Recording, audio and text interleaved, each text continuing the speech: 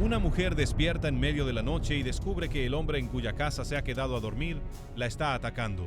Intenta escapar. No lo logra. Minutos después ese mismo hombre le arroja gasolina en las piernas y en el cuerpo y le prende fuego con un encendedor. Lo que va a escuchar en los próximos minutos es la reconstrucción judicial completa de esa noche en Ciudad Delgado, El Salvador, y de cómo más de 9 meses después, un tribunal decidió que ese hombre pasará 25 años en prisión. Si te interesa conocer las capturas más importantes y los operativos más impactantes contra la delincuencia en El Salvador, y también los casos judiciales que están marcando un antes y un después en la lucha contra la violencia hacia las mujeres, suscríbete ahora al canal, porque lo que sigue es un caso que ningún otro canal ha contado con este nivel de detalle. Todo comienza en la colonia San Fernando, dentro del distrito de Ciudad Delgado, en San Salvador Centro. No es una zona ajena a la violencia, pero esta historia no tiene nada que ver con pandillas, ni con extorsiones, ni con estructuras criminales organizadas. Esta historia tiene que ver con algo mucho más cercano, y por eso mismo mucho más perturbador. Un hombre y una mujer que se conocían desde hacía varios años.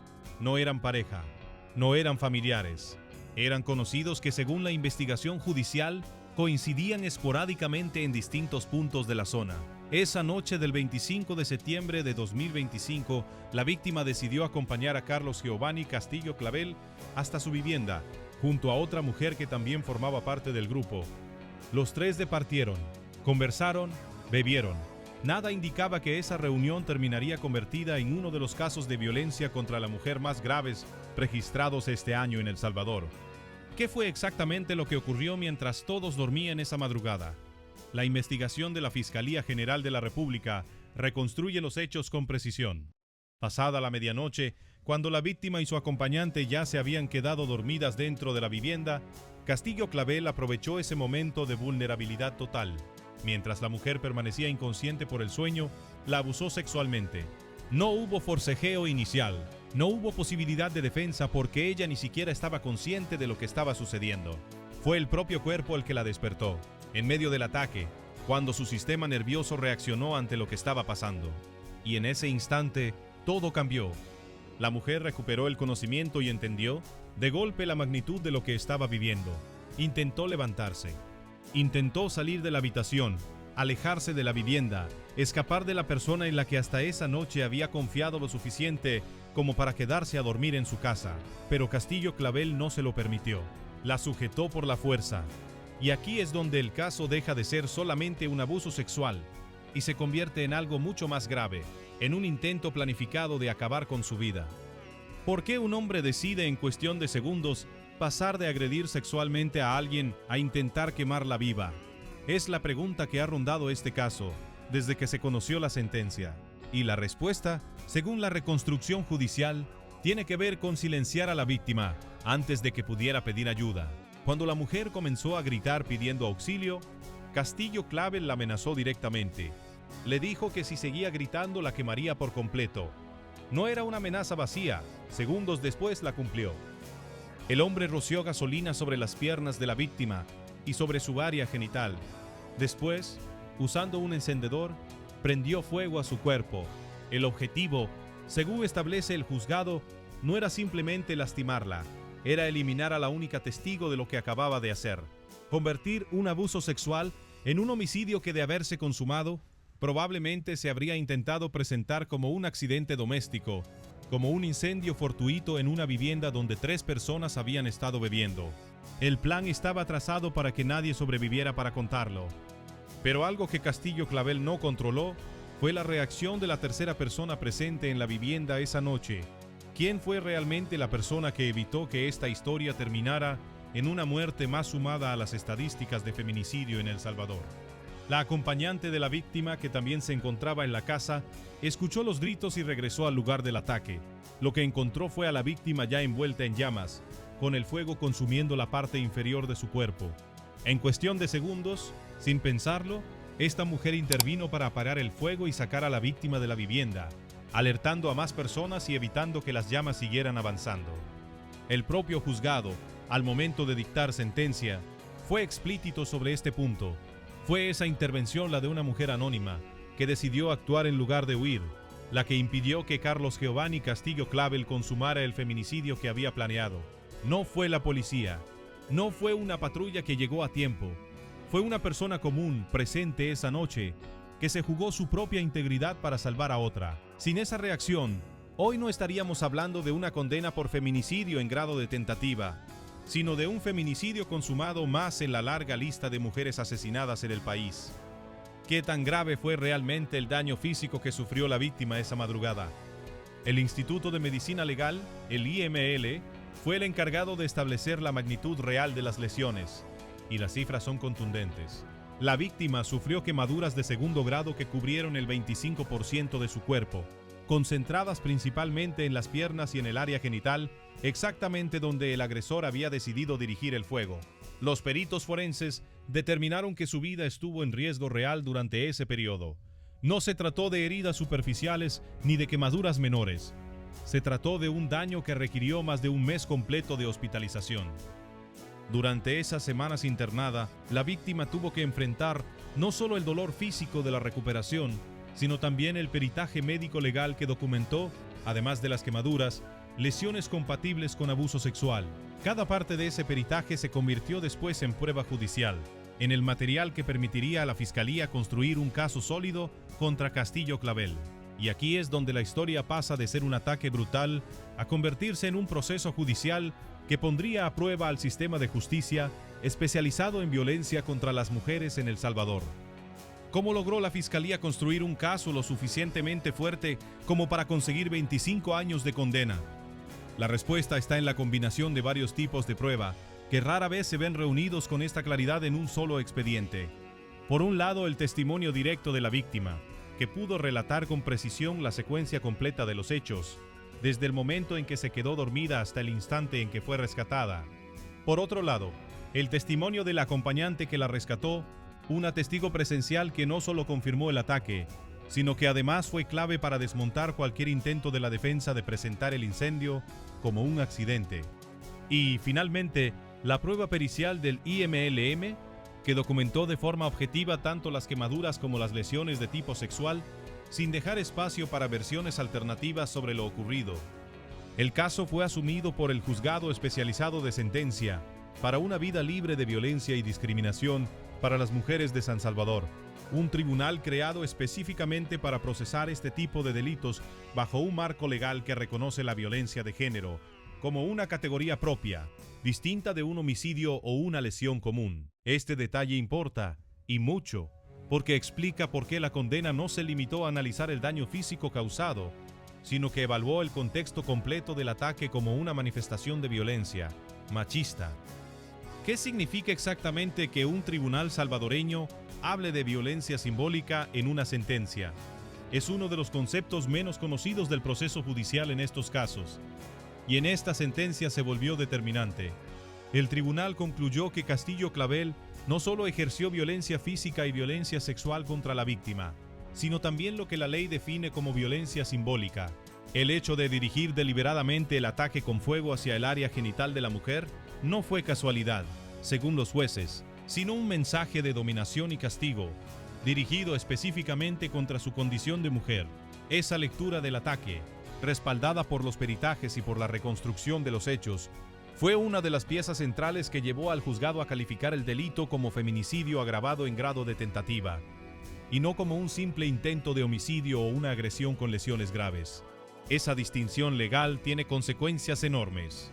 Un intento de homicidio común, en la legislación salvadoreña, puede resultar en penas considerablemente menores. Pero cuando el ataque se enmarca dentro de la figura de feminicidio agravado, el sistema judicial reconoce que existió una motivación de género detrás del crimen. Y eso se traduce directamente en años adicionales de prisión. Es la diferencia entre ver este caso como una pelea que se salió de control y verlo como lo que realmente fue: un intento deliberado de asesinar a una mujer por el simple hecho de serlo, después de haber abusado sexualmente de ella. ¿Qué papel juega este tipo de tribunal especializado dentro del sistema judicial salvadoreño? ¿Y por qué no es un juzgado cualquiera? ¿El juzgado especializado de sentencia para una vida libre de violencia y discriminación para las mujeres? No es una instancia improvisada.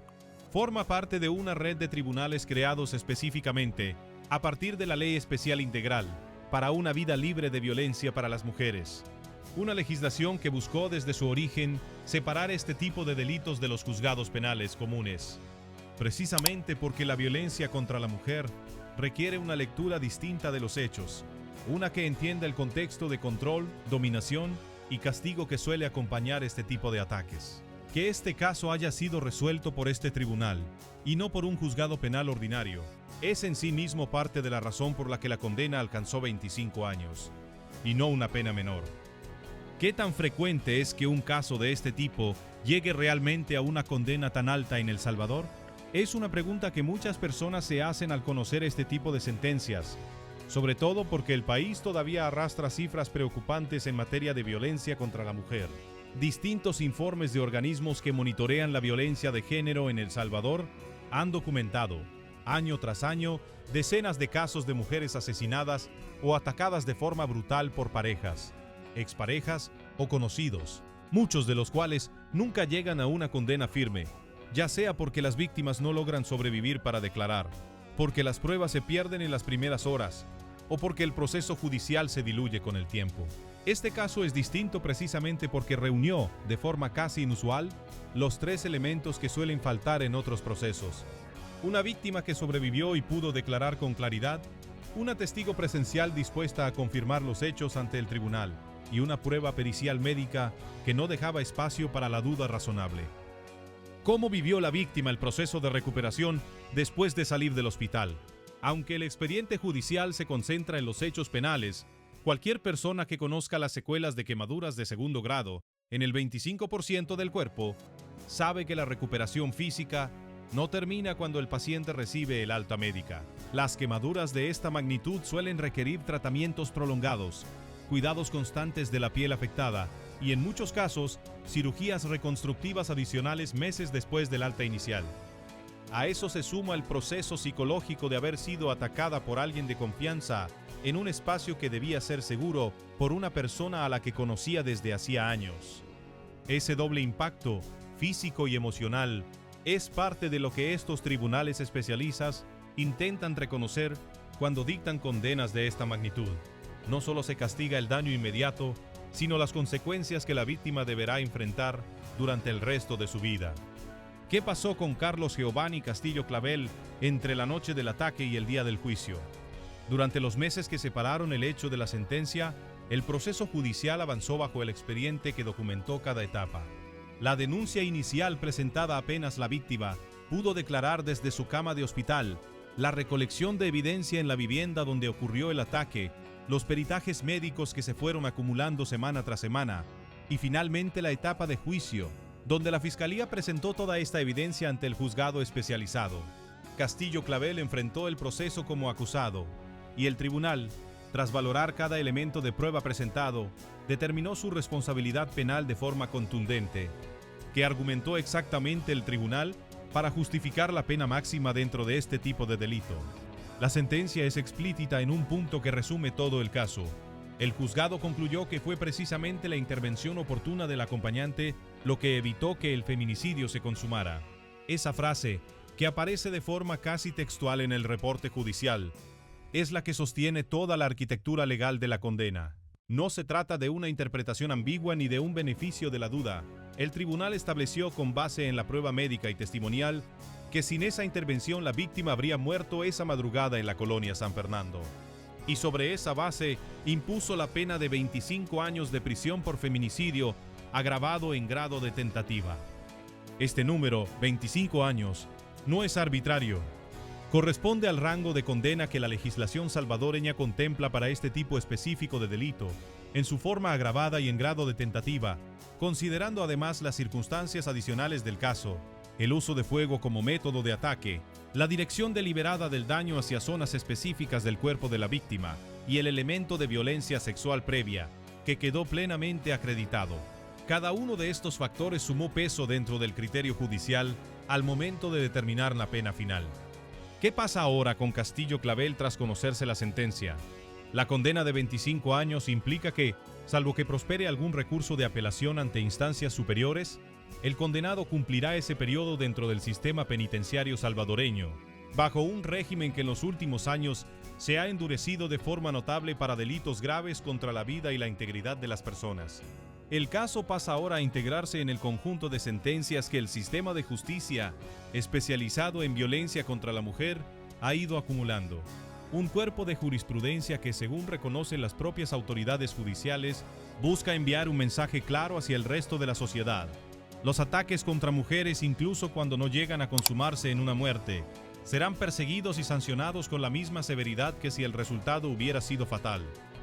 ¿Qué podría pasar de aquí en adelante con el condenado? ¿Y qué significa realmente cumplir 25 años bajo el sistema penitenciario salvadoreño actual? El Salvador ha endurecido de forma drástica su sistema carcelario en los últimos años, con condiciones de reclusión mucho más estrictas que las que existían antes para delitos graves contra la vida y la integridad de las personas. Una condena de 25 años en ese contexto no es solamente una cifra en un expediente. Implica que Castillo Clavel pasará buena parte de su vida adulta dentro de un sistema penitenciario que ha priorizado el aislamiento y el control estricto sobre los reclusos condenados por delitos graves.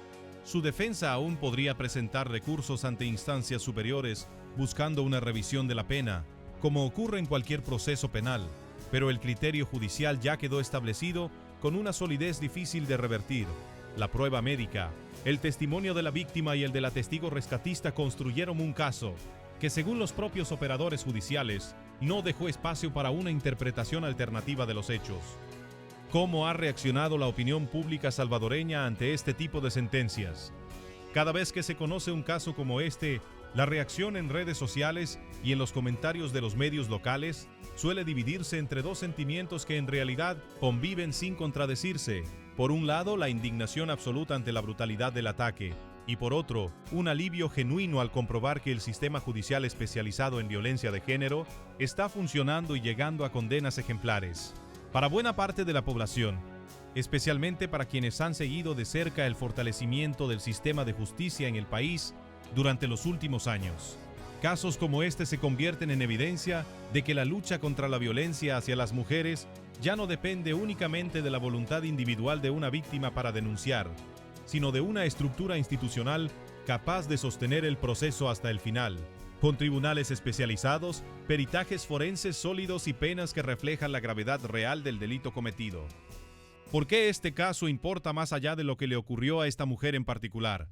Porque expone con una claridad que pocos casos logran el funcionamiento completo del sistema que El Salvador ha construido para enfrentar la violencia de género, desde el momento en que una víctima logra sobrevivir y denunciar, pasando por la recolección de evidencia médica y testimonial, hasta llegar a un tribunal especializado capaz de leer un ataque no solo como violencia física, sino como violencia simbólica motivada por el género de la víctima. Es un caso que demuestra que cuando la evidencia se reúne correctamente y cuando existe la voluntad institucional de perseguir estos delitos con rigor, la justicia puede llegar incluso en los casos más brutales. Y también importa porque pone en el centro de la conversación algo que suele quedar en segundo plano en este tipo de noticias: el papel de quienes intervienen para salvar a otra persona en el momento más crítico. La acompañante que regresó a esa habitación, que vio el fuego y que decidió actuar en lugar de huir, es, en los hechos, la razón por la que hoy existe una víctima sobreviviente capaz de declarar, y no una víctima más sumada a las cifras de feminicidio del país. Su nombre no aparece en los titulares, su rostro no está en ninguna fotografía judicial, pero sin su reacción, esa madrugada esta historia tendría un final completamente distinto. Lo que queda de esta historia, más allá de la condena y del expediente judicial, es la imagen de una mujer que sobrevivió al fuego, que pasó más de un mes reconstruyendo su cuerpo dentro de un hospital, y que después tuvo que reconstruir también su versión de los hechos ante un tribunal, sabiendo que de esa declaración dependía que el hombre que intentó matarla enfrentara consecuencias reales. 25 años de prisión es la respuesta que el sistema judicial salvadoreño le dio a esa noche en la colonia San Fernando, y es también, en cierto modo, la respuesta que le dio a todas las mujeres que en circunstancias similares no tuvieron la misma suerte de contar con una acompañante dispuesta a regresar por ellas en el momento más crítico. Carlos Giovanni Castillo Clavel enfrenta ahora el peso completo de la justicia salvadoreña, encerrado bajo un sistema penitenciario que no ofrece concesiones para delitos de esta naturaleza. Y la mujer a la que intentó silenciar para siempre esa madrugada terminó siendo precisamente la que consiguió que su caso llegara hasta el final, la que sostuvo su testimonio a pesar del dolor físico y emocional, y la que hoy representa, sin buscarlo, uno de los pocos casos de este tipo en El Salvador que terminó exactamente como debía terminar, con una sobreviviente con voz, una testigo reconocida por el propio tribunal como decisiva y un agresor condenado al máximo que la ley permite, para un delito que no llegó a consumarse solo gracias a la intervención de otra persona. Si este caso te generó indignación, déjalo en los comentarios. Y si quieres seguir conociendo cómo la justicia salvadoreña está respondiendo a los casos más graves de violencia contra la mujer y contra la delincuencia en general, suscríbete al canal y activa la campana. Porque en los próximos videos seguiremos documentando los casos que otros canales todavía no se atreven a contar con este nivel de profundidad.